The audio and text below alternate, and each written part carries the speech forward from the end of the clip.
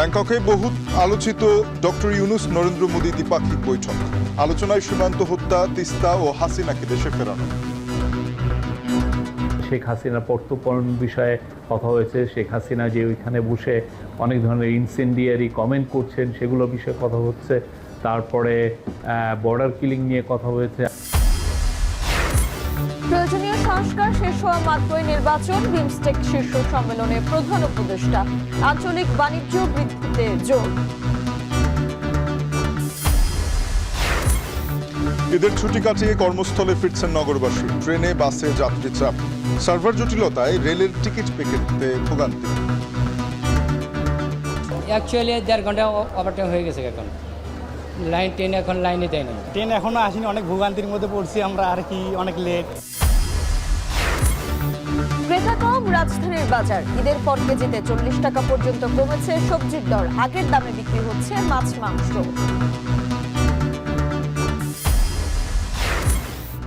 বাসন্তী ফসলে চৈত্রী পুরাতন হিসেব চুকাতে ব্যস্ত কৃষক। 24-এর আবহে কড়া নাড়ছে নতুন বছর, গুরুত্ব পাবে সব জাতিসত্তা।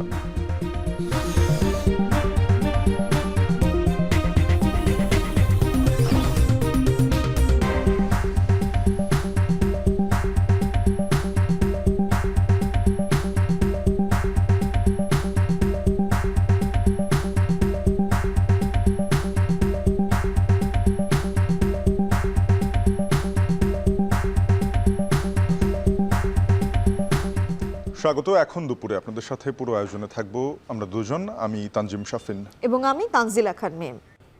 শাফিন, প্রধান উপদেষ্টা ডক্টর মোহাম্মদ ইউনূসের সঙ্গে ভারতের প্রধানমন্ত্রী নরেন্দ্র মোদীর বহুল কাঙ্ক্ষিত ডক্টর মোহাম্মদ ইউনূসের যে বহুল আলোচিত দ্বিপাক্ষিক বৈঠক, সেটি ব্যাংককে বিমস্টেক সম্মেলনের সাইড লাইনে অনুষ্ঠিত হয়েছে এবং সেখানে উঠে আসে ভারতের পতিত প্রধানমন্ত্রী শেখ হাসিনার অবস্থান প্রসঙ্গটিও। পাশাপাশি সীমান্ত হত্যা, তিস্তা গঙ্গা চুক্তি সহ স্বার্থ সংশ্লিষ্ট নানা বিষয়ে আলোচনা হয়েছে। পাশাপাশি ডক্টর মোহাম্মদ ইউনূসের সাথে বৈঠক করেছেন থাইল্যান্ডের প্রধানমন্ত্রীও। এ নিয়ে আমাদের সাথে হাতে প্রতিবেদন রয়েছে, আজহার লিমনের দেখব। ব্যাংককে বঙ্গোপসাগরীয় দেশগুলোর সংগঠন বিমস্টেকের 6ষ্ঠ সম্মেলন। বিমস্টেকভুক্ত 7 দেশের 7 নেতার শীর্ষ সম্মেলন হলেও 5 আগস্ট গণঅভ্যুত্থান পরবর্তী কূটনীতির নতুন সমীকরণে এখানে বিশেষ নজর ছিল ইউনূস মোদি বৈঠকের দিকে। বিমস্টেক সম্মেলনের পর সম্মেলনস্থল সাংগ্রিলা হোটেলে আয়োজন করা হয় প্রতিবেশী দুই দেশের দুই নেতার কাঙ্ক্ষিত এই বৈঠক। ভারতের প্রধানমন্ত্রী নরেন্দ্র মোদী শুরুতেই স্বাগত জানান বাংলাদেশের সরকার প্রধান ডক্টর মোহাম্মদ ইউনূসকে। শুভেচ্ছা বিনিময় পর্বের পরই শুরু হয় দ্বিপক্ষীয় বৈঠক। দুই দেশের সংশ্লিষ্ট কর্মকর্তাদের নিয়ে দুই দেশের সরকার প্রধান এই বৈঠকে দুই দেশের জনগণের স্বার্থ সংশ্লিষ্ট নানা ইস্যু নিয়ে আলোচনা করেন। গণঅভ্যুত্থানের মুখে পালিয়ে যাওয়া সাবেক প্রধানমন্ত্রীর ভারতে বসে নেতিবাচক কর্মকাণ্ডের বিষয়ে নরেন্দ্র মোদীর দৃষ্টি আকর্ষণ করেন প্রধান উপদেষ্টা। এখানে আলোচনা হয় তিস্তার ন্যায্য হিস্সা নিয়েও। শেখ হাসিনার প্রত্যর্পণ বিষয়ে কথা হয়েছে। শেখ হাসিনা যে ওইখানে বসে অনেক ধরনের ইনসেন্ডিয়ারি কমেন্ট করছেন সেগুলো বিষয়ে কথা হচ্ছে। দুই দেশের মধ্যে যে গাঞ্জেস ওয়াটার ট্রিটিটা আপনি জানেন যে নতুন করে এটার এক্সপায়ার হয়েছে, নতুন করে ট্রিটিটা হওয়ার আবার কথা হচ্ছে, এবং তিস্তা ওয়াটার, এগুলো সবগুলো নিয়েই কথাবার্তা হয়েছে। বৈঠকের ব্যাপারে এই কর্মকর্তা আরও জানান, সীমান্ত হত্যা বন্ধ করতেও ভারতের প্রধানমন্ত্রীকে জানানো হয়েছে। বৈঠকে আমাদের সাথে যে পারস্পরিক স্বার্থ সংশ্লিষ্ট যতগুলো ইস্যু ছিল সবগুলো নিয়ে কথা হয়েছে, এবং আমরা আমাদের যেগুলো স্বার্থ সংশ্লিষ্ট যতগুলো বিষয় ছিল সবগুলো বিষয়ই আমাদের চিফ অ্যাডভাইজার মহোদয় সেই মিটিংয়ে বলেছেন। সম্মেলনের সাইডলাইনে থাইল্যান্ডের প্রধানমন্ত্রীর সঙ্গেও বৈঠক হয়েছে প্রধান উপদেষ্টার। এই বৈঠকে দুর্নীতির বিরুদ্ধে লড়াই করতে দুই দেশের দুর্নীতি বিরোধী কমিশনের মধ্যে সমঝোতা স্মারক সই হয়। আজহার লিমন, এখন। প্রধান উপদেষ্টা ডক্টর মোহাম্মদ ইউনূসের সঙ্গে ভারতের প্রধানমন্ত্রী ডক্টর মোহাম্মদ ইউনূসের বহুল আলোচিত যে দ্বিপাক্ষিক বৈঠকটি হয়েছে সে বিষয়ে আমরা একটি প্রতিবেদন দেখছিলাম, এবং ডক্টর মোহাম্মদ ইউনূস ও নরেন্দ্র মোদীর বৈঠক নিয়ে আরও জানাতে ব্যাংকক থেকে যুক্ত হচ্ছেন আমাদের সহকর্মী হাসিব বিল্লাহ। হাসিব, একটু জানাবেন আমাদেরকে, শেখ হাসিনাকে দেশে আনা নিয়ে আলোচনা হয়েছে জানা গেছে, এবং এ বিষয়ে ভারতের অবস্থান কি? এই বৈঠকে দু দেশের সম্পর্ক উন্নয়নে কতটা ভূমিকা রাখবে বলে মনে করা হচ্ছে, একটু যদি বিস্তারিত বলতেন। অবশেষে ভারত এবং বাংলাদেশের বৈঠকটি সম্পন্ন হলো, যেটি গণঅভ্যুত্থানের সময় নিশ্চয়ই ছাত্র জনতা স্লোগান তুলেছিল ঢাকা না দিল্লি। আসলে এই যে দিল্লির আধিপত্যবাদকে প্রশ্ন তুলেছিল ছাত্র জনতা, এবং তারপরই গণঅভ্যুত্থানের মুখে শেখ হাসিনা ভারতে পালিয়ে যায়। আপনি জানেন তারপর থেকে ভারত এবং বাংলাদেশের সঙ্গে যে বৈরী সম্পর্ক চলছে, রাজনৈতিক অস্থিরতা এবং ব্যবসা বাণিজ্য কিছুটা ঘাটতি, ভিসা জটিলতা, এই যে একটি পরিস্থিতি তৈরি হয়, এর মাঝখানে নরেন্দ্র মোদীর সঙ্গে বাংলাদেশ সরকার প্রধান বা বাংলাদেশের পক্ষ থেকে এর আগেও ইউএন সম্মেলনে বৈঠকের একটি আহ্বান জানানো হয়েছিল, কিন্তু বিমস্টেকেও সেখানেও সাড়া পায়নি। বিমস্টেকেও শুরুর দিকে সাড়া না পেলে অবশেষে আজ বৈঠকটি সম্পন্ন হলো, এবং এই বৈঠকে বাংলাদেশ সরকার প্রধান ডক্টর মোহাম্মদ ইউনূস বাংলাদেশের মানুষের যে দাবি, সেই গণহত্যার দায়ে অভিযুক্ত শেখ হাসিনাকে বাংলাদেশে ফেরত পাঠানো, এই ফেরত পাঠানোর বিষয়টি ডক্টর মোহাম্মদ ইউনূস উত্থাপন করেছেন। ভারত সরকারের পক্ষ থেকে কতটা ইতিবাচক সাড়া পাওয়া গেছে কিনা এটা এখনো জানা যায়নি, তবে এছাড়া আরও বেশ কিছু ইস্যু নিয়ে আলোচনা হয়েছে। বাংলাদেশের সঙ্গে ভারতের এই নরেন্দ্র মোদীর সঙ্গে ডক্টর মোহাম্মদ ইউনূসের 40 মিনিটের মতন বৈঠক হয়েছে, কথা হয়েছে, যেখানে স্বার্থ সংশ্লিষ্ট দুই দেশেরই বিভিন্ন ইস্যু ছিল। যেমন বলা যায় যে তিস্তা পানি চুক্তি বা তিস্তা পানি বন্টন নিয়ে বাংলাদেশের উত্তরাঞ্চলে খরা দেখা যায় গ্রীষ্মকালে, বর্ষাকালে বা তারপরে বন্যা হয়, যে তিস্তার পানি বন্টন নিয়ে দীর্ঘদিনের সমস্যায় বাংলাদেশের মানুষ ভোগে, এই ব্যাপারটি নিয়েও কথা হয়েছে। একই সঙ্গে সীমান্ত হত্যা নিয়ে, বর্ডারে প্রায়শই বাংলাদেশের মানুষকে ভারতীয় বর্ডার গার্ড বাহিনী গুলি করে হত্যা করে বিভিন্ন সময়, সেই ব্যাপারটি যেন বন্ধ করা হয়, সে ব্যাপারে বাংলাদেশ সরকার প্রধান বেশ গুরুত্বের সঙ্গে নরেন্দ্র মোদীকে জানিয়েছেন।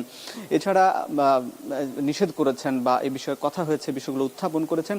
একই সঙ্গে বাংলাদেশের এই সরকার প্রধান এবং নরেন্দ্র মোদী ভারতের সরকার প্রধান, দুই দেশের যে বৈঠকটি হয়েছে সেখানে বলা হচ্ছে যে ইতিবাচক একটি বৈঠক হয়েছে এবং সফল একটি বৈঠক হয়েছে বলে জানিয়েছেন প্রেস সচিব। আসলে প্রেস সচিব তিনি উল্লেখ করেছেন বৈঠকের পরেই ডক্টর মোহাম্মদ ইউনূস এবং নরেন্দ্র মোদীর বৈঠকে দুই দেশের সম্পর্কের ইতিবাচক একটি সাড়া মিলবে বলে আশা করা যাচ্ছে। কারণ এই যে এতদিন যে অচল অবস্থা তৈরি হয়েছিল, দুই দেশের রাজনৈতিক অস্থিরতা ছিল, এই অস্থিরতা বা কিছুটা হলেও লাঘব হতে পারে এবং ব্যবসা বাণিজ্য আরও স্বাভাবিক হতে পারে বলে ধারণা করা হচ্ছে। এবং এর সঙ্গে প্রধান উপদেষ্টা আরও অন্যান্য সরকার প্রধান যারা এই বিমস্টেকের 7 দেশের সরকার প্রধান, তাদের সঙ্গেও একে একে বৈঠক করছেন। এই ছিল মিম ব্যাংককের বিমস্টেক সম্মেলনের খবরাখবর। ডক্টর মোহাম্মদ ইউনূস ও নরেন্দ্র মোদীর বৈঠক সম্পর্কে বিস্তারিত আমাদেরকে ব্যাংকক থেকে জানাচ্ছিলেন সহকর্মী হাসিব বিল্লাহ। ব্যাংককে বিমস্টেক শীর্ষ সম্মেলনে বিশ্ব নেতাদের সামনে বক্তব্য রেখেছেন প্রধান উপদেষ্টা। সেখানে তিনি বলেছেন বাংলাদেশ পুনর্গঠনে সুদূর প্রসারী সংস্কারে অন্তর্বর্তী সরকার অঙ্গীকারবদ্ধ, এবং তিনি পাশাপাশি এটিও বলেছেন যে সংস্কার শেষ হওয়া মাত্রই অবাধ, সুষ্ঠু এবং অংশগ্রহণমূলক নির্বাচনের পথ খুলে দেয়াই অন্তর্বর্তী সরকারের প্রধান লক্ষ্য। এ সময় আঞ্চলিক বাণিজ্য বাড়াতে বিমস্টেক মুক্ত বাণিজ্য চুক্তির বাস্তব রূপ দেওয়ার আহ্বানও জানিয়েছেন ডক্টর মোহাম্মদ ইউনূস। বিস্তারিত থাকছে হাসিব বিল্লাহর প্রতিবেদনে।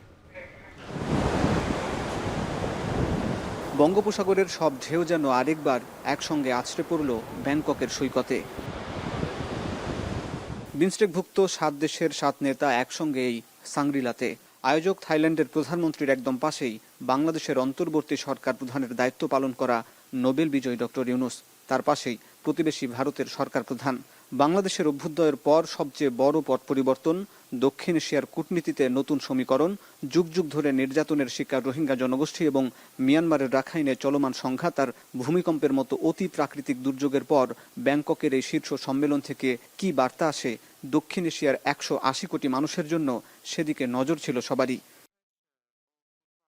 এসব প্রেক্ষাপটে ডক্টর মোহাম্মদ ইউনূস বাংলাদেশ সরকারের প্রধান উপদেষ্টা তুলে ধরেন কি করে 1971-এর পর একটা কর্তৃত্ববাদী শাসকের পতনের মাধ্যমে বাংলাদেশের পুনর্জন্ম হলো সেই ইতিহাস। প্রধান উপদেষ্টা বলেন, জুলাই গণঅভ্যুত্থানের প্রেক্ষিতে এখানকার মানুষের মধ্যে পরিবর্তনের যে আকাঙ্ক্ষা তৈরি হয়েছে তা পূরণে বদ্ধপরিকর তার সরকার। জানান, এরই মধ্যে সংবিধান, নির্বাচন, বিচার বিভাগ কিংবা জনপ্রশাসন সংস্কারে যেসব প্রস্তাব এসেছে তার বাস্তবায়নে একটি জাতীয় ঐকমত্য কমিশন গঠন করা হয়েছে। ডক্টর ইউনূস বলেন, কাঙ্ক্ষিত সংস্কারের পর যখনই একটি সুষ্ঠু ও অবাধ নির্বাচনের পরিবেশ তৈরি হবে তখনই জাতীয় নির্বাচনের লক্ষ্য ঠিক করেছে সরকার।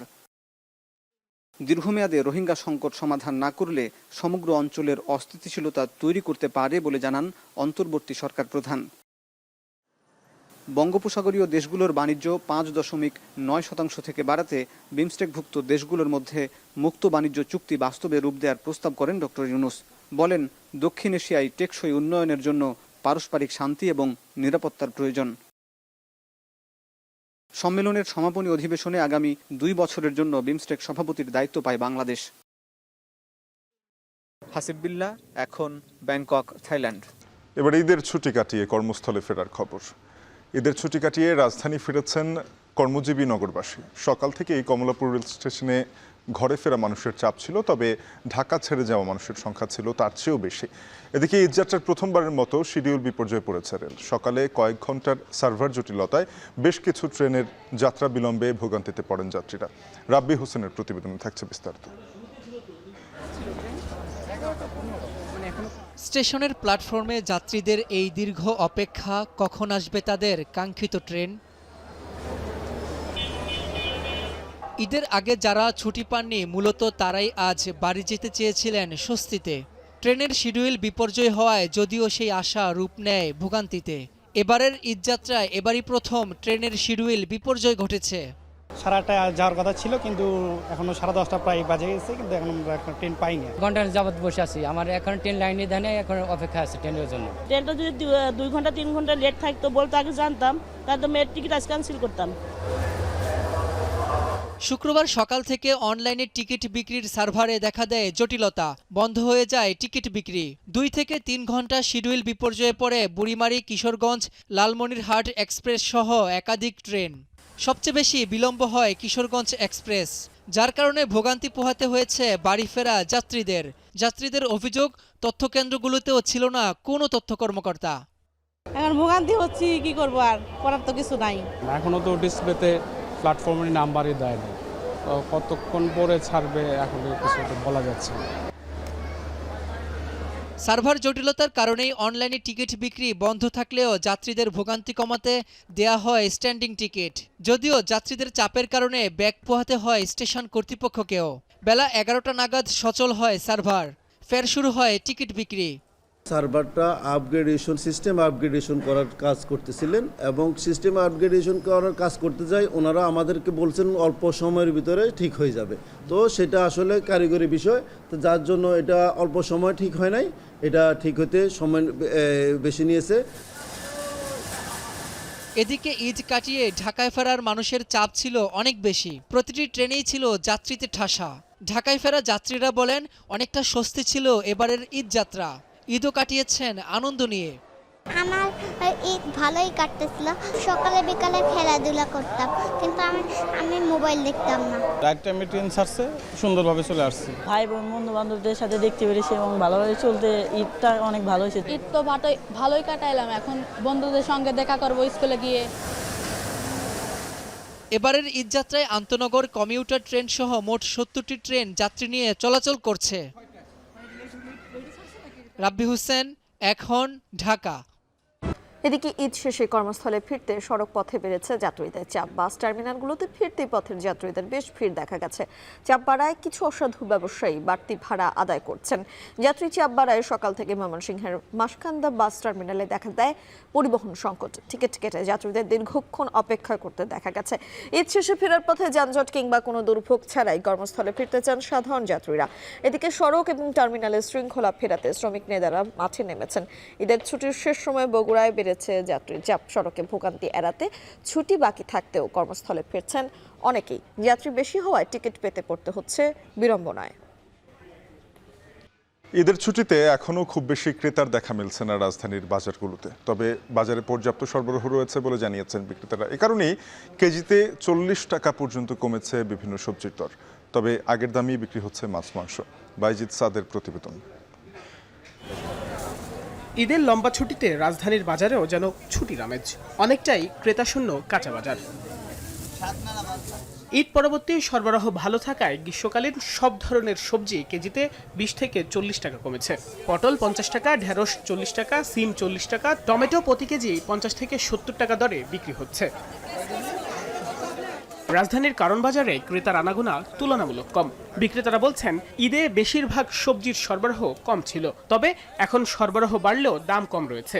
আর স্বাভাবিক সময়ের তুলনায় ক্রেতা 4 ভাগের 1 ভাগ। যেহেতু ঈদবাঙ্গা বাজার, মানুষ এখন আয়সা পৌঁছায় নাই, তো আমি এখন খুচরা বিক্রি করে শেষ করতে হবে, নাহলে আমার লস হয়ে যাবে। লাউ চলতো মনে করেন 1200 টাকা 1600 টাকা কার্টন, এখন চলে মনে করেন 800 টাকা কার্টন। বেচাকেনা খুব কম, বেচাকেনার কদিন পরে হবে, রবিবার হতে পারে বেচাকেনা একটু বেশি। এদিকে সবজির দাম কম থাকায় স্বস্তি প্রকাশ করেছেন ক্রেতারা। বলছেন এমন বাজার থাকলে সবার জন্য মঙ্গল। লোক কম, তো এখন দামগুলো কিছুটা কম আছে। ঈদের আগেও কম দাম ছিল, এখনো কম দাম আছে। কিছুটা হলেও দামের দিক থেকে আমরা বেশ ভালো আছি। তো এই পরিস্থিতিতে বেশি কয়েকদিন থাকতে পারলে আমরা আসলে খুব ভালো অনুভব করি। অনেকটা স্থিতিশীল মাছ মাংসের দাম। বাজারে ক্রেতার সংখ্যা কম থাকায় সীমিত লাভে মাছ বিক্রির দাবি বিক্রেতাদের। দাম কম থাকায় সন্তোষ প্রকাশ করেন ক্রেতারা। মাছের বাজারে কাস্টমার কম, পাইকার কম, মাছ আছে, খাওয়ার দাম কমে, বেশি না। মাছের সরবরাহ আমদানি ভালো, কিন্তু কাস্টমার নাই তো বর্তমানে। যেখানে মাছ পড়েছে মাছে মাছ, আমরা তো থাকি না, আমাকে 1-2 ঘন্টা বেচাকেনি শেষ হয়ে মেঘনা কেন, দাম কম, দাম অনেক কম। আগের দামেই বিক্রি হচ্ছে গরু, খাসি। তবে 10 থেকে 20 টাকা কমে ব্রয়লার মুরগি কেজিতে বিক্রি হচ্ছে 200 আর সোনালী 300 টাকায়। ঈদের আগে শশার চাহিদা বেশি থাকায় দাম হয়েছিল 70 থেকে 100 টাকা কেজি, আর এখন শশা বিক্রি হচ্ছে 40 থেকে 45 টাকায়। মাঝারি লেবু প্রতি হালিতে 20 টাকা কমে বিক্রি হচ্ছে 30 টাকায়। বাইজিদ সাদ, এখন, ঢাকা। এখন দুপুরে নিচ্ছে একটা বিরতি, একটু পরেই ফিরবো, আবারও সাথে থাকুন।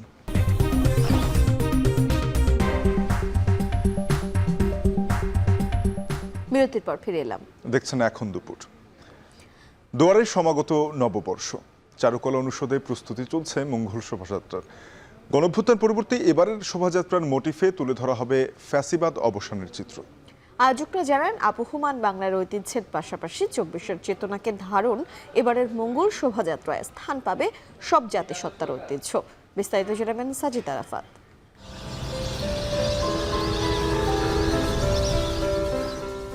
বসন্তের দহনকাল শেষে রুদ্র বৈশাখের আগমনী সুর, বিচিত্র বৃক্ষরাজির ফুলেল সম্ভারে ভরে ওঠা প্রকৃতি জানান দেয় দুয়ারে নতুন বছরের হাতছানি। জীর্ণ পুরনোকে পেছনে ফেলে স্বপ্নময় নতুনের সূচনা হয় নববর্ষে। তাকে বরণে উৎসবের আমেজ চারপাশে।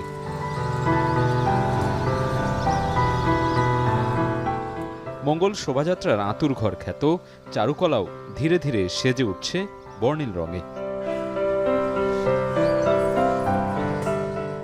ঈদের ছুটিতে শুনশান ক্যাম্পাস, তবে থেমে নেই চারুকলার কর্মযজ্ঞ। নববর্ষ উদযাপনে চলছে পুরোদমে প্রস্তুতি। মঙ্গল শোভাযাত্রার মোটিফ তৈরিতে ব্যস্ত কারিগররা। নববর্ষের ঐকতান, ফ্যাসিবাদের অবসান স্লোগানকে ধারণ করে এবারের মঙ্গল শোভাযাত্রায় স্থান পাবে ফ্যাসিবাদের মুখাকৃতি। থাকবে জাতীয় মাছ ইলিশ আর শান্তির প্রতীক কবুতর। এছাড়া লোকশিল্পের নিদর্শন স্বরূপ কাঠের বাঘও স্থান পাবে শোভাযাত্রায়। স্ট্রাকচারগুলো অলরেডি দাঁড় করানো হয়েছে। এই স্ট্রাকচারগুলো পেস্টিং, কাগজ লাগানো, ডেকোরেশন, এগুলা নির্দিষ্ট সময়ের মধ্যেই আশা করছি হয়ে যাবে। শোভাযাত্রার মোটিফগুলো একদিকে যেমন আকৃতি পাচ্ছে, অন্যদিকে চলছে রং তুলির আঁকিবুকি। কাগজের মুখোশ, ফুল, পাখি আর মাটির সরায় রঙের ছোঁয়া দিচ্ছেন শিক্ষার্থীরা। তবে ঈদের ছুটিতে উপস্থিতি কম থাকলেও সময় মতোই শেষ হবে সব প্রস্তুতি। অ্যালামনাইদের সাথে একটা অনেক দিন পর দেখা হয়, আড্ডা হয়, এই বিষয়টা আমরা এনজয় করি।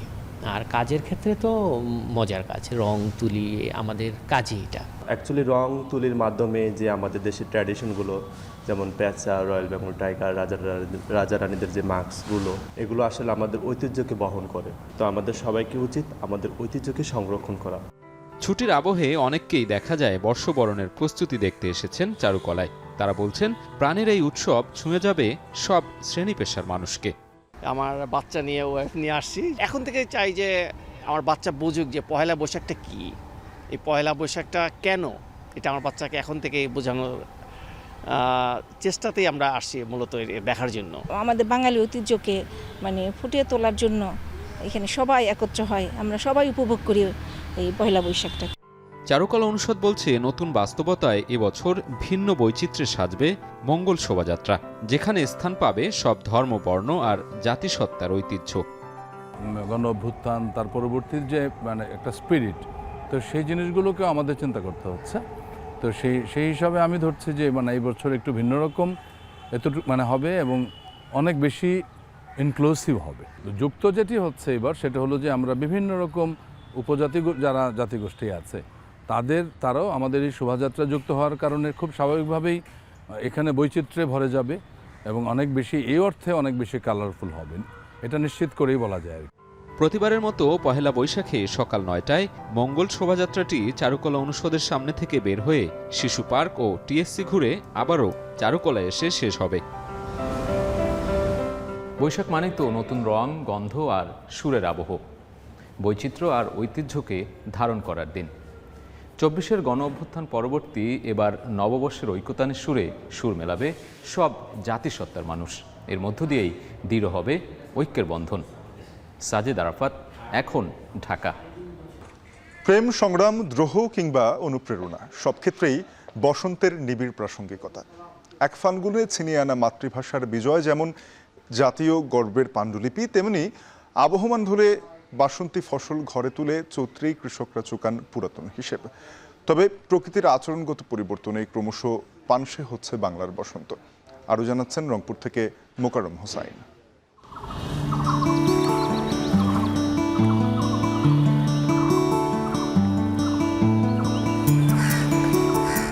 কোন অভিমানে ঝরে যাচ্ছে পাতারা,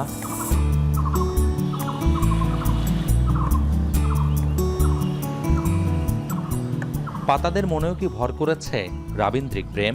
তারাও কি প্রহর শেষের আলোয় রাঙা এ চৈত্রে কারো চোখে সর্বনাশ দেখেছে?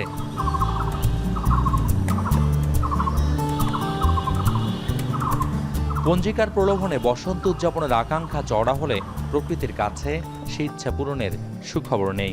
দক্ষিণ জানালা খুললে মনে হতে পারে বসন্ত কেবল গণনায়। বসন্তকাল সকালটা একদম ঝলমলে একটা রোদ হবে, সুন্দর একটা মিষ্টি বাতাস থাকবে, বাতাসের সাথে একটা খুব সুন্দর ঘ্রাণ চলে আসবে। ফ্রেন্ডরা হয়তো বাইরে গেলেও সবাই ফোনে ব্যস্ত থাকে, সবাই এখানে ছবি ওখানে ছবি তোলার জন্যই পাগল। কেমন প্রাকৃতিক কিছু এনজয় করার ওরা সময় পায় না।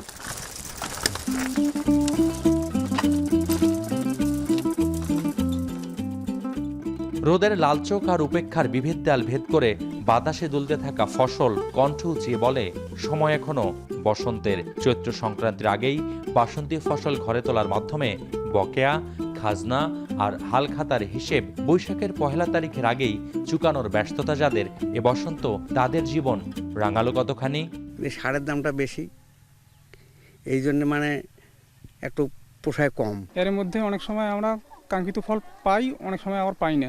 সবুজ হটিয়ে গাছে গাছে এখন কাণ্ডের কঙ্কাল। প্রাচীন থেকে আধুনিক বাংলা সাহিত্য ও গানে মনোহরী সৌন্দর্য, প্রেম আর সুদিনের প্রতিনিধি যে বসন্ত হয়ে উঠেছে ঋতুরাজ, তার চোখ জুড়ে কেন এত বিষাদ? তরতাজা প্রাণচঞ্চল বসন্তকে এমন রংহীন নিরস করবার নেপথ্যেই বা কারা?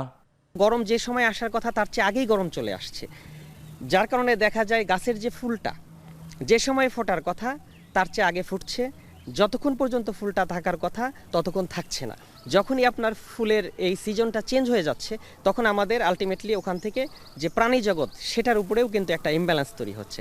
বসন্ত বাতাসে কারো বন্ধুর বাড়ির ফুলের গন্ধ কারো বাড়ি আসুক আর না আসুক, কেটে গেল আরও এক ফাল্গুন। পালাবদলের নিয়তিতে আসছে ফাগুনে কেউ দ্বিগুণ হোক বা না হোক আবারও ফুটবে বসন্তের ফুল, ফলবে চৈতালি ফসল, মৌ মৌ করবে আমের মুকুল, হয়তো হাতে গোনা কয়েকটি পাখিও ডাকবে। এদেশে বসন্ত আসে, পাতা ঝরে, ফুল ফোটে, আবার নতুন পাতা গজায়, যে আমরা পরিবর্তিত বসন্তে একটা সুন্দর সুবাসিত বাংলাদেশ চাই। দূষণ ও দখলের নিয়তি কিংবা জলবায়ুর প্রভাবে প্রকৃতির আচরণগত পরিবর্তনের পথগুলো বন্ধ করার কার্যকর বৈশ্বিক উদ্যোগ এখন সময়ের সবচেয়ে বড় দাবি। মোকাররম হোসাইন, এখন। শাফিন, সমুদ্র এবং নদীর সঙ্গে মানুষের অবিচ্ছেদ্য সম্পর্ক রয়েছে। মৎস্য আহরণ ও সুপারি চাষের খ্যাতি, পাশাপাশি ইতিহাসে লেখা অমর প্রেমের স্মৃতিগাথা সীমান্ত শহর নাফ নদীর তীরবর্তী টেকনাফ। মিয়ানমারে ঘরোয়া বিরুদ্ধে স্থবির এই অঞ্চলের আমদানি রফতানি। নদীর ভাসমান নৌকার মতোই এই অঞ্চলের মানুষের ভাসমান জীবন ও জীবিকার গল্প জানাচ্ছেন বাইজিদ সাদ।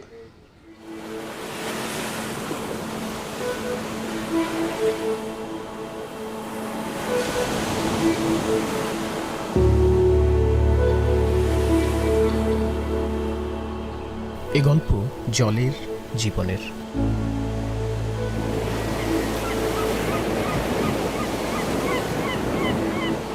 জলের সঙ্গে শুধু আনন্দ কিংবা বেদনা নয়, জীবনেরও যেন যোগসূত্র। দেশের সর্বদক্ষিণের সীমান্ত শহর নাফ নদী তীরবর্তী টেকনাফ জনপদ। সমুদ্র আর নদীর ভাসমান নৌকার মতোই ভেসে চলে এপারের মানুষের জীবন জীবিকা। শুধু মৎস্য আহরণে লাখ লাখ টাকার লেনদেন হতো যে সৈকতে, সেখানে জাল ফেলতে না পেরে অর্থনৈতিক ভাটা পড়েছে শাহপরী দ্বীপের জেলেদের। তাই ভরসা ডিঙি নৌকাও আজ নোঙর করা। তবু কী কারণে সরকারি বেসরকারি কোনো সহযোগিতায় পৌঁছায় না এ অঞ্চলে, তাও জানেন না অবহেলিত জেলেপাড়ার বাসিন্দারা। 9 মাস ছেলে মেয়েদেরকে অন্য এলাকায় যে কাজকর্ম করতে পারে, ওগুলা নিয়ে কষ্ট করি আনিয়া কিছু খাই। যদি আসতে পারে আর কেউ তো আনতে পারে না। এমন বর্তমান জাল হয়েছে 200-250 পর্যন্ত জাল হয়েছে, এখনো 20-30টা জাল বসতে পারে আর কি। ওখানে গেলেও ওখানে মায়ের থেকে ওখানে হাড়ির থেকে গেলেও গুলি করে। উপকূলীয় এ অঞ্চলের আয়ের আরেক উৎস সুপারি। স্থানীয় বাজারে সপ্তাহে লেনদেন প্রায় কোটি টাকা। আমাদের এই সুপারিটা সুস্বাদু, আমরা সারা দেশে পাঠাই। এখন বিদেশে যারা এই করে, তারা ইনপুটার যারা থাকতে পারে, তারা ওখান থেকে কিনে নিয়ে যায়।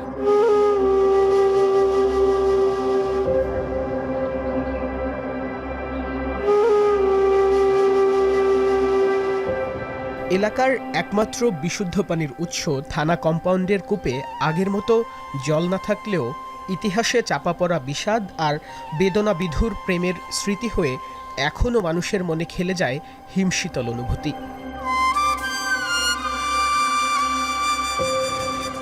শত বছর আগে এখানেই পানি নিতে আসতেন কিন্নরকণ্ঠী রাখাইন জমিদার কন্যা মাথিন। চাকরির প্রয়োজনে টেকনাফে আসা বাঙালি পুলিশ অফিসার ধীরাজের সঙ্গে স্থানীয় প্রকৃতিকন্যার প্রণয়ের পরিণতি হল বিরহে। অমর প্রেমের গল্প ধরে রাখতে পর্যটক আকর্ষণের কেন্দ্রবিন্দু মাথিনের কূপের পাশে ধীরাজের আবক্ষ মূর্তি, যার স্মৃতি সংরক্ষণেও নেওয়া হয়েছে উদ্যোগ।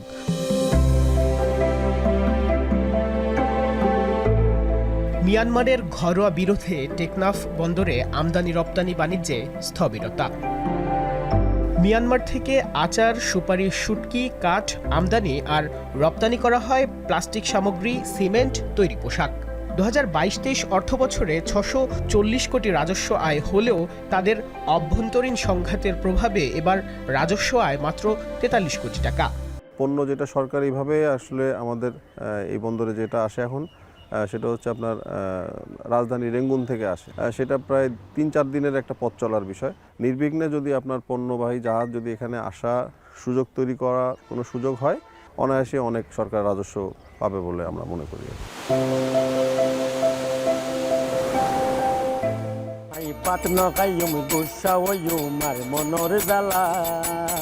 পাড়াই লাগো বেকুন সুন্দর আর বোয়া খালা, এই বাত না খাই আমি গুসা ওয়ো মার মনোর জ্বালা, পাড়াই লাগো বেকুন সুন্দর আর বোয়া খালা। ভাটিয়ালি এই গানের ভেতর যে বিরহ মূর্ত হয়, তার গভীরে কি কেবল সময়ের স্রোতে ভেসে চলা মানুষের কথাই থাকে? আর বাবরে হইলাম আরে আনি হিন্দি বানি, আরে বিয়া গরাই বানি। বাইজিদ সাদ, এখন।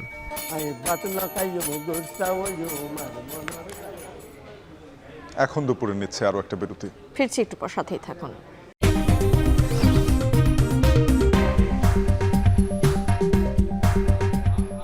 বিরতির পর ফিরে এলাম। দেখছেন এখন দুপুর। ঈদের পঞ্চম দিনেও সমুদ্র উপভোগে কক্সবাজারে ঢল নেমেছে পর্যটকের। নোনা জলে শরীর ভেজানো, সৈকতে ঘুরে বেড়ানো, জেট স্কিতে দূর সমুদ্রে ঘুরে আসা কিংবা ঘোড়ায় চড়ে সময় কাটাচ্ছেন অনেকে। কেউ কেউ ভ্রমণের প্রিয় মুহূর্তগুলো বন্দি করে রাখছেন মুঠোফোনে কিংবা ক্যামেরায়।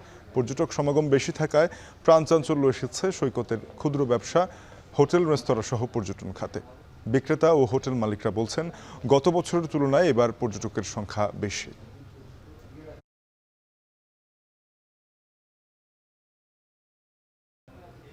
ট্রাম্পের শুল্ক আরোপে গেল 5 বছরের মধ্যে সবচেয়ে খারাপ দিন দেখল যুক্তরাষ্ট্রের শেয়ার বাজার। একদিনের ব্যবধানে যুক্তরাষ্ট্রই নয়, শেয়ার বাজারের পতন দেখা দিয়েছে এশিয়া, ইউরোপ সহ বিশ্বব্যাপী। এর প্রভাবে কমছে মার্কিন ডলারের মান। ক্রমবর্ধমান বাণিজ্য যুদ্ধ ভঙ্গুর বিশ্ব অর্থনীতিকে মন্দার দিকে ঠেলে দেওয়ার আশঙ্কা করছেন বিশ্লেষকরা। বিস্তারিত জানাচ্ছেন তানভীর জনি। মার্কিন প্রেসিডেন্ট ডোনাল্ড ট্রাম্পের ঐতিহাসিক শুল্ক আরোপের ঘোষণায় অস্থির হয়ে উঠেছে বিশ্ববাজার। যেসব দেশের সঙ্গে যুক্তরাষ্ট্রের বাণিজ্য ঘাটতি আছে, সেসব দেশের উপর শুল্ক বসিয়েছে ট্রাম্প প্রশাসন। এতে মার্কিন শেয়ার বাজার সহ বিশ্বের সব দেশের শেয়ার বাজারেই ব্যাপক দরপতন হয়েছে। 2020 সালের পর সবচেয়ে খারাপ দিন দেখল যুক্তরাষ্ট্রের শেয়ার বাজার। দেশটির 3টি প্রধান সূচক ডাউ জোন্স, নাসদাক ও S&P 500 গড়ে 5% হারে কমেছে। শুধু মার্কিন শেয়ার বাজারই নয়, এশিয়া ও ইউরোপের শেয়ার বাজারেও দ্বিতীয় দিনের মতো পতন অব্যাহত আছে। অর্থনীতিবিদদের আশঙ্কা, ট্রাম্পের শুল্ক নীতি বিশ্ব অর্থনীতিকে মন্দার দিকে ঠেলে দিচ্ছে। The tariff announcement ended up being more extreme than most investors had anticipated. And because of it being extreme, investors are now worried about what the reciprocal tariffs will end up being. শুল্ক আরোপে সবচেয়ে বেশি ক্ষতির মুখে পড়বে Nike, Apple সহ বড় বড় শিল্প প্রতিষ্ঠান। এরই মধ্যে এসব প্রতিষ্ঠানের শেয়ারের দাম কমেছে 9%। এদিকে গেল অক্টোবরের পর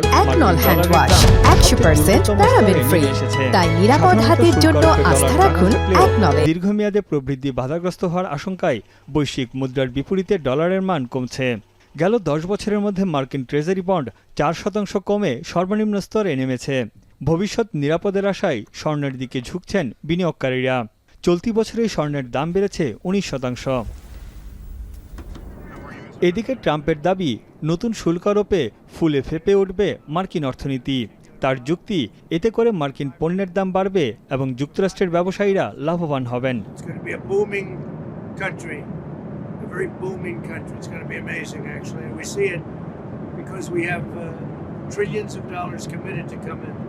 বিশ্বব্যাপী শেয়ার বাজার ও মার্কিন ডলারের পতনে গভীর উদ্বেগ জানিয়েছে বিশ্ব বাণিজ্য সংস্থা। তাদের আশঙ্কা, চলতি বছরে বৈশ্বিক বাণিজ্য 1% হ্রাস পেতে পারে। বিশেষজ্ঞদের মতে, যুক্তরাষ্ট্রে দেখা দিতে পারে মুদ্রাস্ফীতি। এতে মার্কিন অর্থনীতি মন্দায় পড়ার সম্ভাবনা জেগেছে 40%। তানভীর জনি, এখন বিশ্ব। দক্ষিণ কোরিয়ার প্রেসিডেন্ট ইউন সুক ইউলের অভিশংসন বহাল রাখার পক্ষে সর্বসম্মতিক্রমে সিদ্ধান্ত নিয়েছেন দেশটির সাংবিধানিক আদালত। এতে করে আগামী 60 দিনের মধ্যে প্রেসিডেন্ট নির্বাচনের আয়োজন করতে হবে।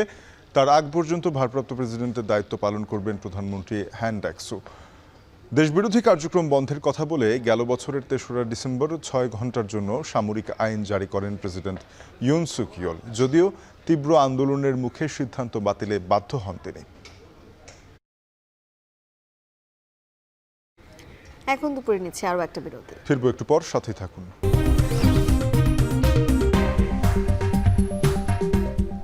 বিরতির পরে স্বাগত আরো একবার। দেখছেন এখন দুপুর। আইপিএলে আজ মুখোমুখি হতে যাচ্ছে মুম্বাই ইন্ডিয়ান্স ও লখনৌ সুপার জায়ান্টস। দুদলের ম্যাচটা শুরু হবে রাত 8টায়। ইনজুরি সেরে ওঠায় লখনৌর হয়ে খেলার কথা রয়েছে পেসার আকাশদীপের। তাকে অভিষেক বদলে নামানো হতে পারে। লখনৌকে স্পিন দিয়ে ঘায়েল করার পরিকল্পনা সাজিয়েছে মুম্বাই ইন্ডিয়ান্স, যে কারণে আফগান স্পিনার মুজিবুর রহমানকে খেলানোর পরিকল্পনা করেছে হার্দিক পান্ডিয়ার দল। আসরে সমান 3টি ম্যাচ খেলেছে দুদল, জয়ও সমান 1টি করে। তবে রান রেটের দিক দিয়ে এগিয়ে মুম্বাই। শেষ করছি এখন দুপুর। যাবার আগে শিরোনামগুলো জানাবো আরেকবার।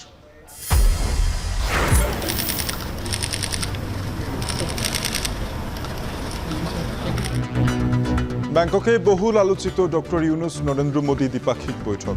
আলোচনায় সীমান্ত হত্যা, তিস্তা ও হাসিনাকে দেশে ফেরানো।